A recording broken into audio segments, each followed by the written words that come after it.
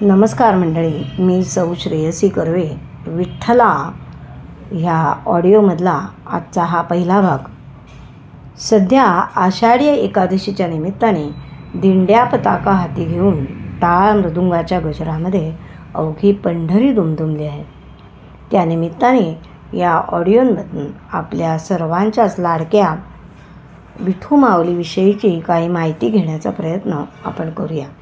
आवडल्यास जरूर शेअर करा आणि माझा सौ श्रेयसी कर्वे हा यूट्यूब चॅनल सबस्क्राईब करा. तर मंडळी, हा विठ्ठल, हा विठोबा ही आपल्या महाराष्ट्रामधली एक प्रधान देवता आणि वारकरी संप्रदायाची उपास्य देवता. सुंदर ते ध्यान उभे विटेवरी, कर कटावरी ठेवून ह्या. असा हा सुंदर असं ज्याचं ध्यान आहे असा हा विठोबा दोन्ही हात कमरेवर ठेवून पंढरपूर क्षेत्री युगानयुगे विटेवर उभा आहे. दोन्ही हात कमरेवर आहेत, त्यामुळे विठोबाला डावे उजवे असे काहीच नाही. त्याला सगळे समान आहेत. त्याचे दोन्ही पायही समचरण म्हणून गौरवले जातात. विठुरायाच्या गळ्यामध्ये तुळशीचा हार असतो. विठुरायाला तुळस खूप प्रिय. तुळशीचे औषधी गुणही अनेक, तसंच ती विपुलतेने उपलब्ध होणारी, सहज उपलब्ध होणारी, ती मिळवण्यासाठी फारसा आटापिटा करावा लागत नाही. गरीबाला सुद्धा ती विठ्ठलाला सहज अर्पण करता येते. विठोबा हा अवघ्या त्रिभुवनाचा नायक. तो प्रत्यक्ष लक्ष्मीपती विष्णूचा अवतार. त्याच्या कानामध्ये मकर कुंडल आहेत, जी आपल्या तेजाने तळपत आहेत. 14 रत्नांपैकी एक असलेला बहुमोल कौस्तुभ म्हणे भक्तांच्या श्रद्धेने पावन झालेल्या तुळशीच्या माळेबरोबरच विठुरायाच्या गळ्यामध्ये विराजतो आहे. ज्योतिर्भास्कर जयंत साळगावकर एके ठिकाणी म्हणतात की विठुरायाला महत्त्वाची वाटते ती तुमच्या मनामधील भक्तिभाव. बाकी लौकिकार्थाने श्रीमंतीला, ऐश्वर्याला त्याच्या दरबारामध्ये स्थान नाही. महाराष्ट्रामध्ये सर्वांना सारखाच आपलेपणाने वागवणारा, सर्व जाती उपजातीमधील भक्तांना लेकुरबाळा होऊन अंगाखांद्यावर नाचवणारा, खेळवणारा हा विठोबा हे या मराठी भूमीचं सांस्कृतिक प्रतीक आहे. सर्वांकडे सारख्याच दृष्टीने पाहणारा हा मायबाप विठुराय याच्या भक्तीची मशागत इथे झाली आणि महाराष्ट्र झाला. हा विठोबा सगळ्यांच्या जीवाला वेळ लावणारा. तुकोबा म्हणतात, राजस सुकुमार मदनाचा पुतळा. ते म्हणतात की याला काळा आहे असं कोण बरं म्हणेल. अहो, हा तर प्रत्यक्ष मदनाचा पुतळा. राजस आहे, सुकुमार आहे, कोमल आहे.